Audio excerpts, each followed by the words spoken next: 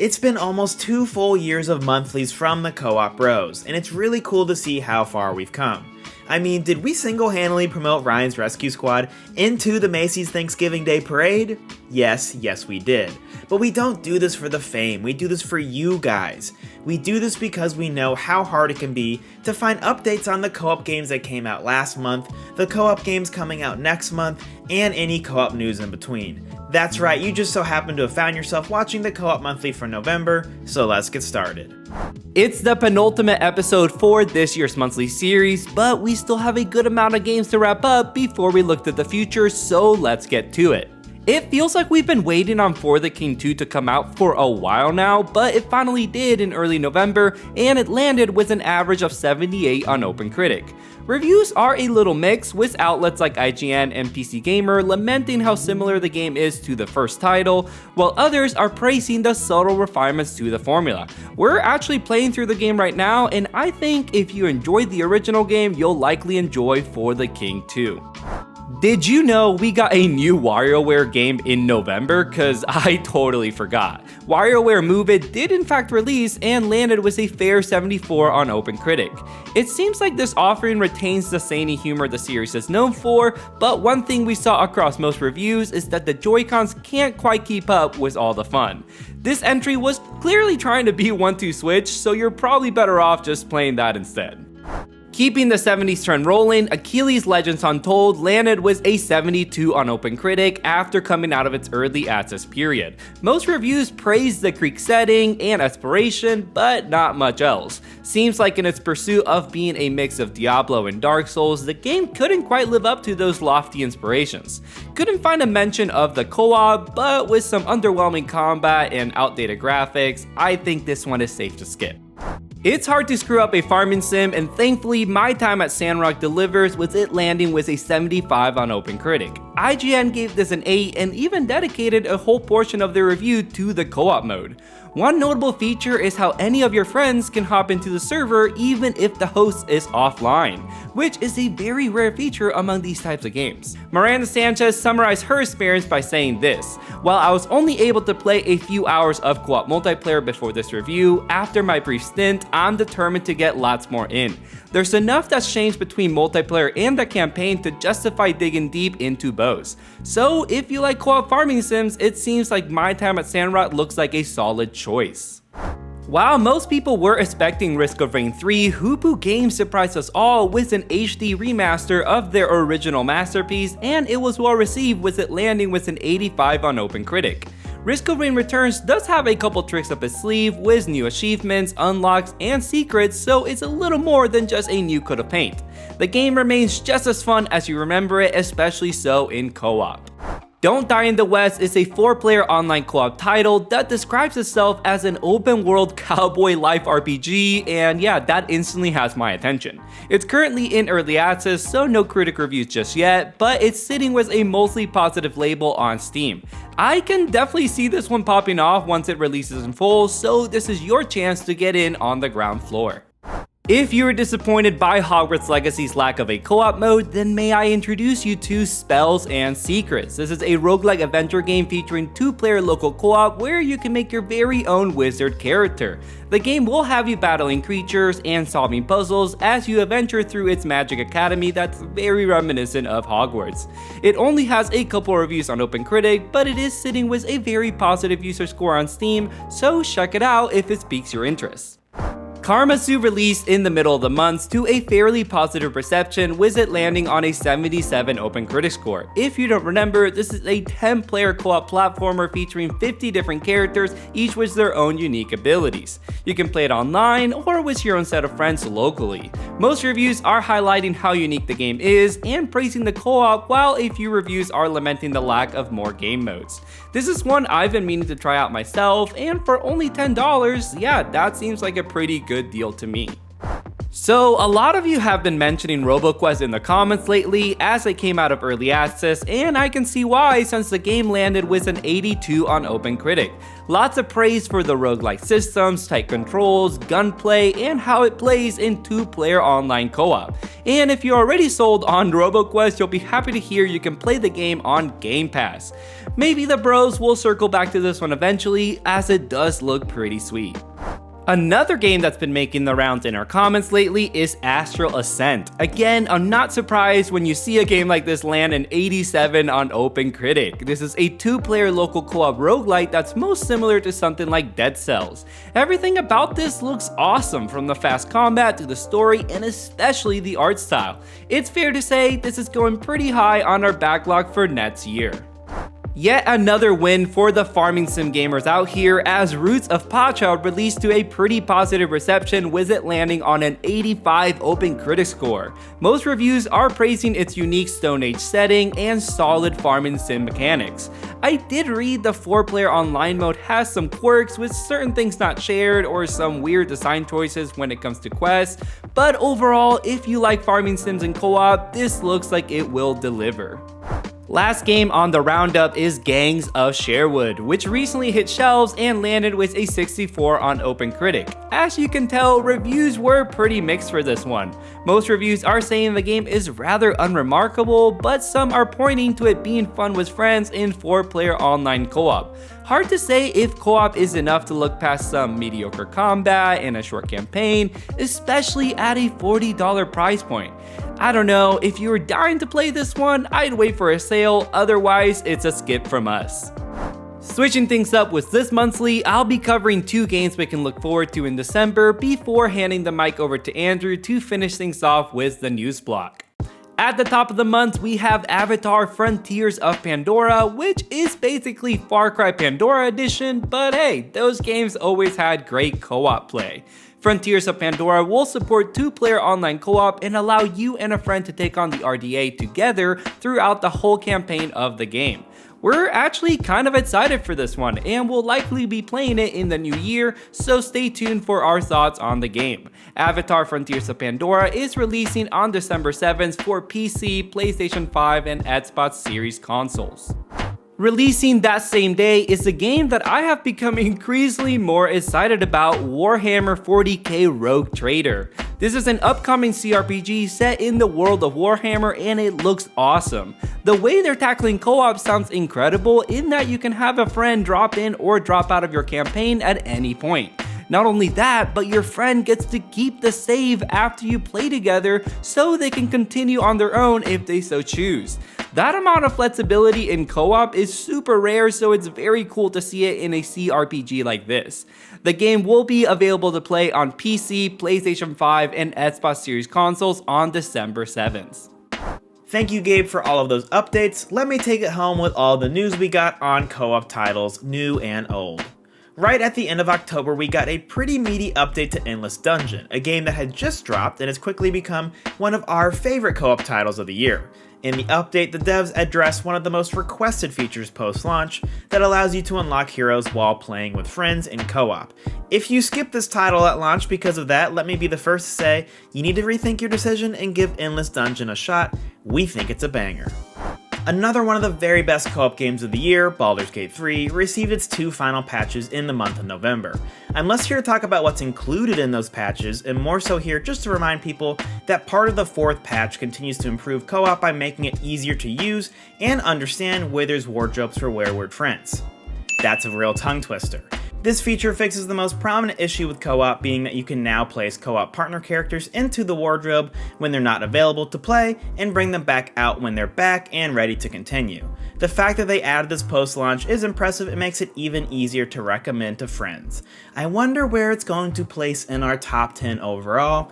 Guess you're just gonna have to subscribe to find out next time. Keeping the patch notes going, another game that received some hefty updates since launch is Lords of the Fallen. Earlier this month, the devs released a content roadmap for the rest of the year, and they certainly made it look like there's a lot going on. I have to applaud the devs for not abandoning this at launch. It's a game that gets some right in co-op, more wrong in co-op, and I know it can get to a better place with a little bit of help. Here's hoping that this final push will make a difference. Just a few more smaller updates to get through, so let's put on some sick tunes to help us get through it, and I can think of no better game to use from than Warhammer 40k Darktide. For its 1-year anniversary, Darktide is giving us the Traitor Curse in 2 parts. Part 1 came out earlier this month and included a brand new zone, the Notorious Carnival, which of course includes a new mission in the area and an update that finishes the veteran skill tree, plus a few quality of life things. Next month we'll get Part 2, which will add on new consumables that buff you and your team, updates to the armory, another mission in the new zone, and more. I love seeing all of these fixed and add-ons for free, and so does the community. A year later, the most recent Steam reviews put the game at a very positive 91% overall. If you told me sometime next year that they were planning a big DLC launch with a ton of new content, that would be a great return point for old players, I guarantee you Gabe and I would be there in a flash because this game rules. Raven's Watch is inching closer and closer to its 1.0 with the most recent Sun Wukong update, which adds another playable hero. If you look at the recently released roadmap, you'll see it's getting that final 1.0 in Q3 of next year. Pencil this one down because what we played of it at its early access launch was fantastic and could easily make it one of the best co-op titles of 2024. Finally, a quick mention of Medieval Dynasty's upcoming co-op mode is dropping this week on the 7th. This is a much beloved medieval survival simulator you can soon play online with up to 4 friends. I haven't checked out this game myself, but have heard great things and it's got really positive Steam reviews. As you could tell during the review roundup, Gabe was super busy going over everything that was released in November. So much so that now I have the pleasure of rounding up Remnant 2's first DLC in The Awakened King. It got an 83 on OpenCritic, with the sentiment being that this is more of what made Remnant 2 great. We also got a brand new archetype in the Ritualist who essentially looks like a spell-casting witch build and is an immediate must-play if you're getting back into the game. On that note, Game Pass just announced its December lineup, something that we don't usually get to cover here, but since we're running a few days behind, it came out before we put out the video, so I'll do the pleasure of saying that both Remnant from the Ashes and Remnant 2 are now available on Game Pass. Let me give it to you straight. If you skip Remnant 2 on Game Pass, you should probably just turn in your co-op gamer card when you leave the video. I heard it's as easy to do as clicking the like button, which you should totally do, so thanks in advance. This video is probably releasing right around the Game Awards, so I might already be dated in saying that I really want Jeff to announce the next Monster Hunter title at the Game Awards. But in the meantime, I guess I can settle for an Exoprimal collab. This is much more than just a few cosmetics, you actually get to fight a fully fledged Rathalos. That is awesome. And wait, are you telling me that I can play as a Raging exosuit? 1 second, I'll be right back, just need to re-download Exoprimal to my PC. Okay, great. We'll just leave that going on in the background. Where was I? Oh yeah, this was looking way cooler than it needs to be and might help satiate our universally shared Monster Hunter craving. We've got a couple major DLCs announced last month to cover, starting with Diablo 4's Vessels of Hatred. Set to release in the back half of 2024 as the game's first major expansion outside of the seasonal model, expect the story to turn to the big bad Mephisto to return in a big way. Also, it'll be set in a jungle, one of the biomes not seen in the original title's campaign. I'm excited for this for Diablo 4. I've debated returning right now to Season of Blood after good vibes from fans, but a big DLC drop will be all the more likely to drag me back into it. Even more exciting than DLC for Diablo 4 is the fact that we exist in the universe that gets to experience a total Risk of Rain renaissance. First we get Risk of Rain Returns last month, and now we're getting the Seekers of the Storm DLC for its sequel sometime next year. It'll include new survivors, new levels, new monsters, and of course, new bosses. Any excuse to play Risk of Rain 2 is a good excuse, so keep coming here to get updates on a firm release date. Now look, at the top of the video, I bragged about the monthly being powerful enough to influence one of America's oldest traditions. But as much as I enjoy celebrating our very realistic wins, I have to admit to our losses. And we did everyone a disservice by missing Lethal Company's release in October. I mean, to think that my sister-in-law's boyfriend had to tell me that this game existed. I'm ashamed, truly, and I hope you'll forgive me. Okay, with that out of the way, we're just adding this here in this November monthly to just say, wow, Lethal Company has gone fully viral, peaking at over 200,000 concurrent players on Steam. That is crazy. Super happy for the team that put this one together, and expect us to at least try to stream it sometime early in the new year. Okay, as far as we can tell, there were no new game announcements, so this will be our last section of the monthly, covering news on upcoming titles.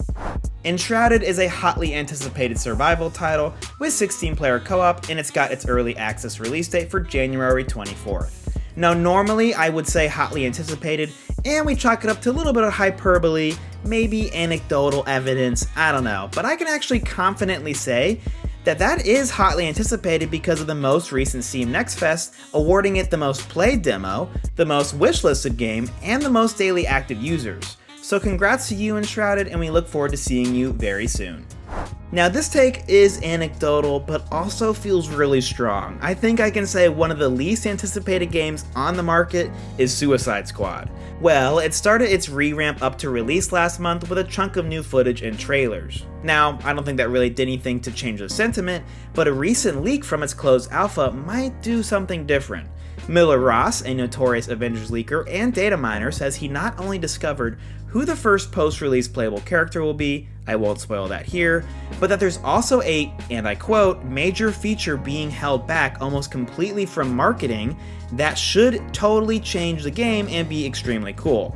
He also says gameplay testers have said, again, quotations, it's way better than expected, the developers have learned from the mistakes of the Avengers, and the gameplay is extremely fun and the shooting feels crunchy and good. Take all of this with a huge grain of salt, we're kind of reporting on rumors here, but it's nice to hear something positive on this one for a change. The only delay to report right now is on Space Marines 2, which unsurprisingly got pushed into the back half of 2024. Now that push was more than I expected, but I also knew there was no chance this release in 2023. No problem with me, this will easily be one of our most anticipated co-op titles for 2024, and I want them to take the time to make sure it lives up to the hype. When we learned that the next South Park title was a 3D 4-player online shooter, I felt like Steve Harvey after someone makes an inappropriate joke. Shocked and confused, and makes a great gif.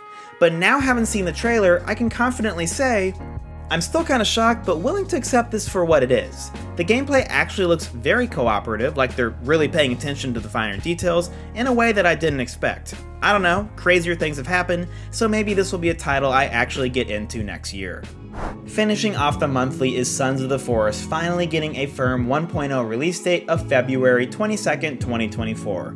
With the announcement, we also got the news they'd be adding Shawn Ashmore of X-Men fame, and also recently in Alan Wake 2, as the voice of Timmy, expanding the story a bit more. Expect story updates with the 1.0, new features, better polish, and I'm sure a lot more. Gabe Garrett and I actually played this at launch for several months. We beat the entire game, got to see it in its early state, plus a few patches here or there, and even back then we loved it. We only postponed the review because we thought the 1.0 was coming in 2023. At this point, we might as well just hop back in at 1.0 and let you know how much the game has changed, and of course give that co-op perspective. But the good news is, it was pretty great all along. Okay, so earlier in this video, I promised that there were no new game announcements, but when the monthly comes out late, some extra December stories start to awkwardly pile up, and then I feel like I might need to address them. Like this game Under a Rock getting announced, or Halo Infinite getting a firefight PvE mode, or Contra's new title getting a release date and a new trailer, or Fortnite is, I guess, doing a Lego co-op game. I'm not really sure how that's gonna work, but I'll save all of that for next month, okay? So expect to see all those stories again. What I really want to touch on here is Payday 3 developer Starbreeze talking about their next title as a Dungeons & Dragons co-op multiplayer game.